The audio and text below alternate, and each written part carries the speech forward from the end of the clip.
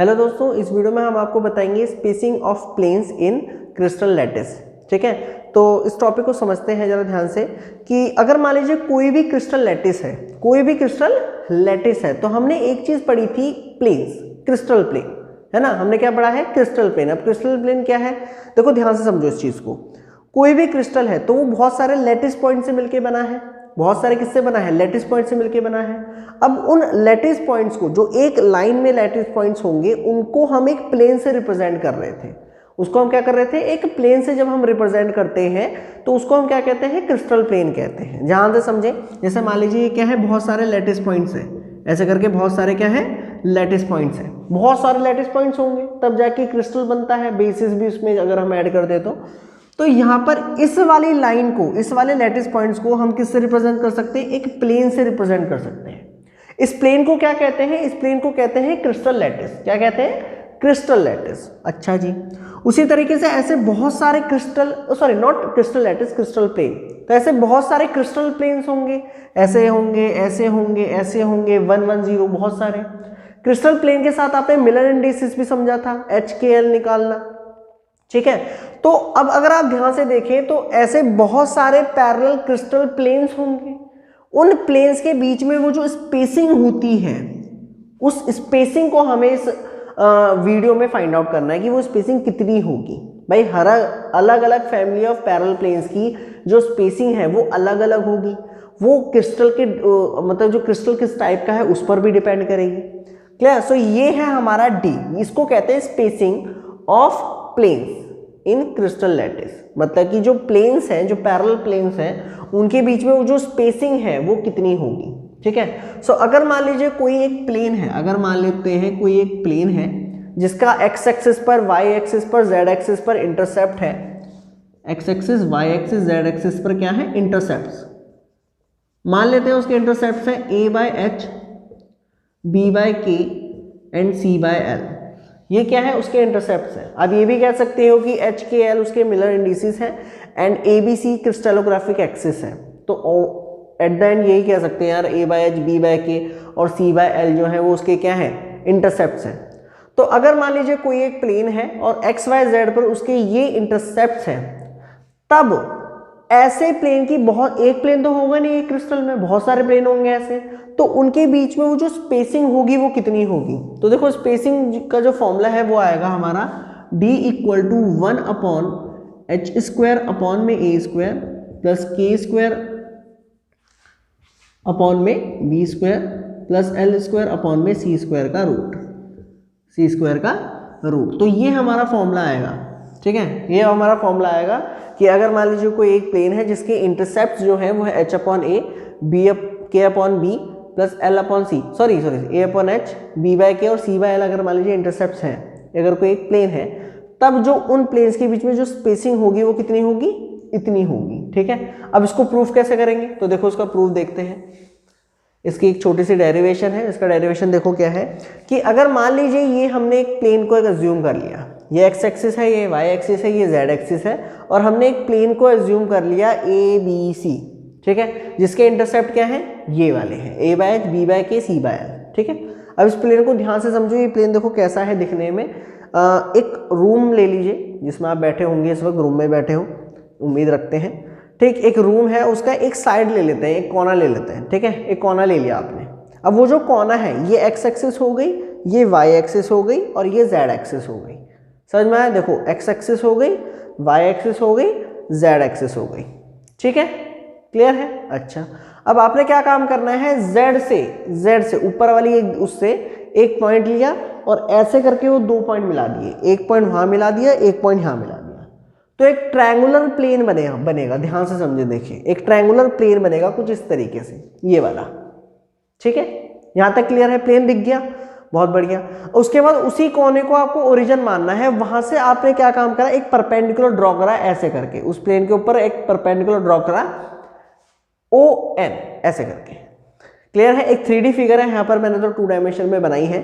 ठीक है, तो ये एक प्लेन हो गया ABC, और ये पीछे इसका ओरिजिन पॉइंट था, मतलब कि पीछे ओरिजिन है, यहाँ से हमने एक परपेंडिकुलर फेंक के मारा उसके ऊपर ON, मतलब कि ये वाला जो एंगल होगा वो 90 डिग्री होगा। ये वाला जो एंगल होगा वो क्या होगा?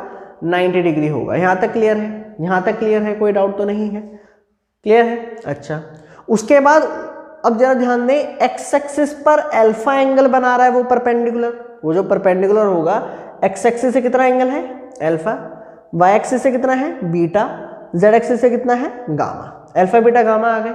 यहाँ तक क्लियर है, बहुत बढ़िया, यहाँ तक भी समझ में आता है। तो अगर आप ध्यान से देखें ऐसे तीन एंगल्स हैं, तो यहाँ पर मैं according to cosine rule, according to cosine law, इन तीनों एंगल का sum cos square alpha plus cos square beta plus cos square gamma, इनका सम कितना होगा 1 होगा, according to cosine law. According to cosine law इन तीनों एंगल का सम कितना होगा, cos square alpha plus cos square beta plus cos square gamma 1 होगा। यहाँ तक क्लियर है। मतलब हमें क्या निकालना है, कॉस अल्फा निकालना है, कॉस बीटा निकालना है, कॉस गामा निकालना है। अब कैसे निकालें भाई, कैसे निकालें, देखो बहुत आसान है। अगर मैं आपसे पूछूं इन ट्राइंगल अपना in triangle OAN, in triangle OAN, ध्यान से देखें इन ट्राइंगल OAN, अगर आप ध्यान दें एंगल N जो है वो 90 डिग्री का है, एंगल N क्या है 90 डिग्री का है, और एंगल जो ये वाला भाई साहब है एंगल A जो है, एंगल A जो है, एंगल A ये वाला पूरा वाला ये अल्फा है, ठीक है। तो एक राइट एंगल ट्राइंगल है ये, तो इसमें मैं कॉस अल्फा लगा सकता हूं। तो अगर मैं आपसे पूछूं कॉस अल्फा होगा तो कितना होगा जरा बताएं मुझे, ON अपॉन में OA, ON अपॉन में OA। भाई देखो ना ध्यान से, ये परपेंडिकुलर है, ये आपका एंगल है, तो बेस अपॉन में हाइपोटेनियस, सॉरी हाइपोटेनियस ये होगी ना, हाइपोटेनियस। यहां तक क्लियर है, क्लियर है।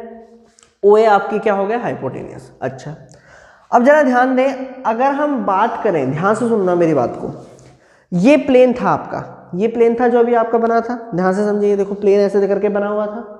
अब इस प्लेन में ऑब्वियसली बात है एक प्लेन आगे होगा, ऐसे ही प्लेन बनते चले जाएंगे। देखो ना ध्यान से समझो इस चीज को, देखो एक प्लेन ऐसे होगा, फिर एक प्लेन ऐसे होगा, एक प्लेन ऐसे होगा, फिर उसके ऊपर भी होगा, फिर ऐसे होगा, ऐसे करके बहुत सारे प्लेन बनते चले जाएंगे, ऐसे करके बहुत सारे पैरेलल प्लेन्स होंगे, ठीक।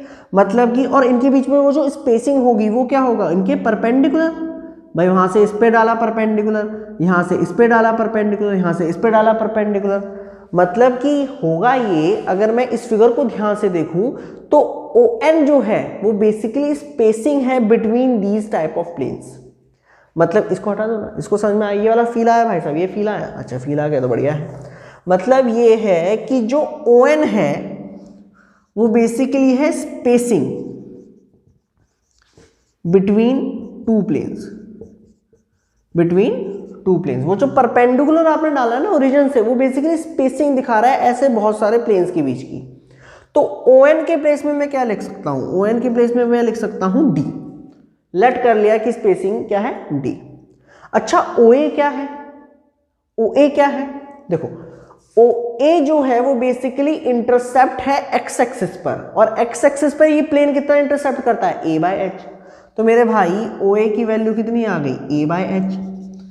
तो जरा cos अल्फा की वैल्यू बताएंगे मुझे क्या होगा, ये दोनों वैल्यू यहाँ फेंक के मार सकता हूँ। तो जैसे ही आप फेंक के मारोगे तो D अपॉन में A/H, D अपॉन में A/H, मतलब इसको मैं लिख सकता हूँ D H अपॉन में A, H अपॉन में A। यहाँ तक क्लियर है, यहाँ तक क्लियर है, कोई डाउट तो नहीं है, बहुत बढ़िया।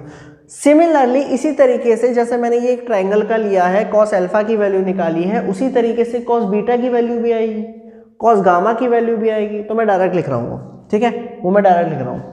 तो कॉस बीटा की वैल्यू बताओ कितनी आएगी, D आएगा ही आएगा, और ये आ जाएगा K अपॉन में B। उसी तरीके से cos gamma D L upon में C। ये आपकी फर्स्ट इक्वेशन, नहीं फर्स्ट तो वो है, तो ये सेकंड, ये थर्ड, ये फोर्थ, ठीक है। कॉस बीटा के लिए कौन सा ट्रायंगल लेंगे, देखो ये वाला ट्रायंगल लेंगे ON, एंड इस वाले को ले लो यहाँ पर C, या C तो हो गया D, ये वाला ट्रायंगल ले लेंगे, क्लियर। ये वाला ऐसी गामा के लिए ये वाला ट्रायंगल ले लेंगे, क्लियर। अच्छा, तो कॉस अल्फा की वैल्यू आ गई, कॉस बीटा की आ गई, कॉस गामा की आ गई। अब इन सारी वैल्यूज को हमें यहाँ पर पुट करना है और फिर पुट करके सॉल्व करना है। अब देखो कैसे प्रूव करेंगे। देखिए जरा इसको हटा दें, फिगर समझ में आ गई ना, इसको हटा दें, ठीक है। तो जरा डालें भाई कॉस अल्फा की वैल्यू डी अपॉन में ये हो जाएगा D square H upon A का होल स्क्वायर, उसके बाद डी स्क्वायर के अपॉन में बी का whole square plus D square, उसके बाद एल अपॉन में सी का होल स्क्वायर इक्वल टू 1। तो यहाँ से डी स्क्वायर कॉमन आ गया, ये मुझे मिला 1 अपॉन में एच अपॉन में ए का whole square plus K upon में बी का whole square plus L upon में सी का होल स्क्वायर। ठीक है, तो यहाँ से मुझे मिला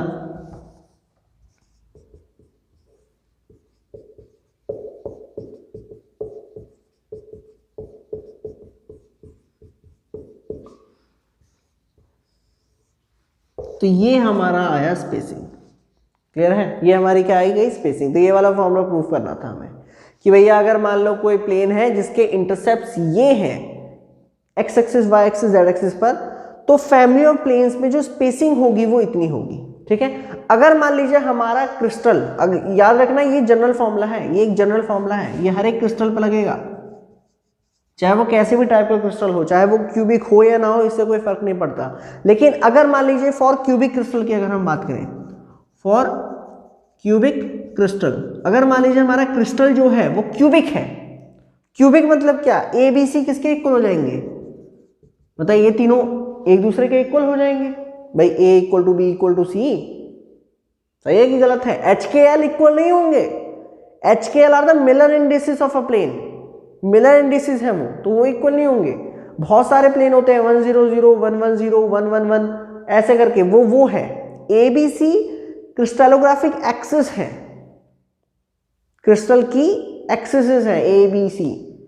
ठीक, तो क्यूबिक क्रिस्टल के तीनों इक्वल हो जाएंगे।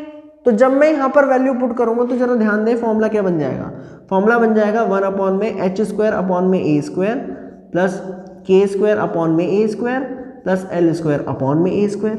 भाई तीनों इक्वल हो गए ना, तो ए स्क्वायर ऊपर जाएगा, अच्छा ये रूट में है सॉरी। तो भाई फाइनल फॉर्मूला बताएं जरा क्या आएगा, फाइनल फॉर्मूला आएगा ए अपॉन में under root h square plus k square plus l square. Clear?